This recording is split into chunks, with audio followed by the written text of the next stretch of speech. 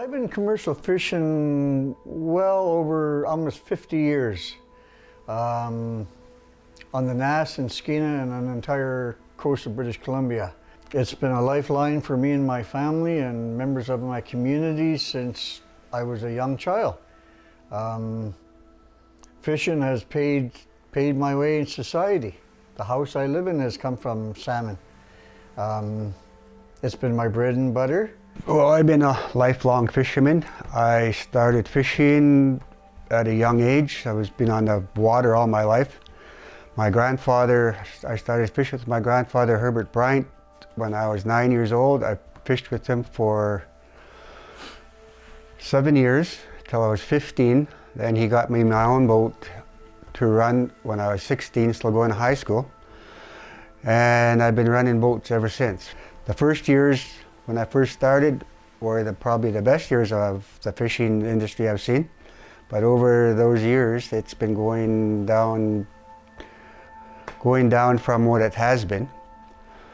But I come third generation fisherman from my grandfather to my dad, and me, I'm the last of the Bryant.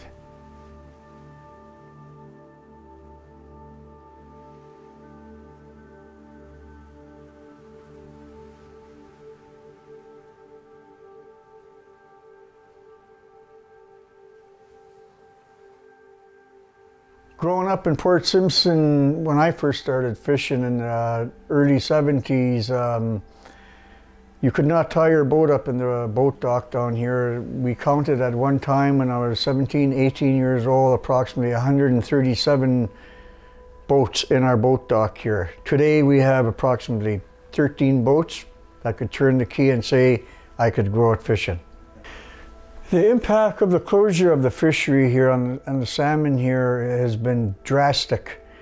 Not only for my village of Lamps where I live, but Prince Rupert and coastal communities. Other coastal communities have not fared very well with the decline of salmon over the decades, and my witnessing is traveling up and down the coast to see that there's no boats left in these villages or towns like that. And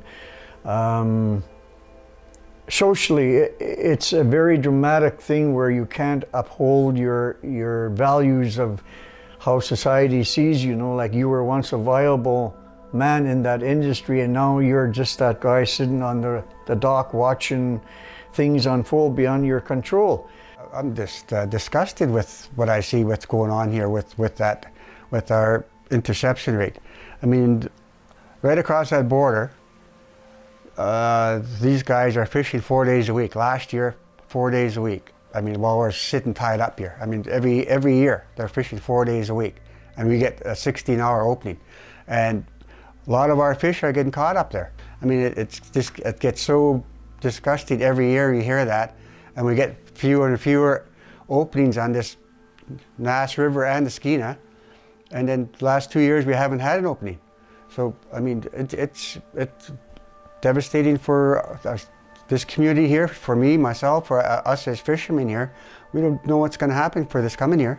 It's a big problem that what they're catching, and they're saying that they're not catching it. And yet you look across here, what's going on in, like you say, southeast Alaska. I mean, even with their chum and pink fisheries, and we're not getting nothing here. It gets worse and worse for the last 5 years.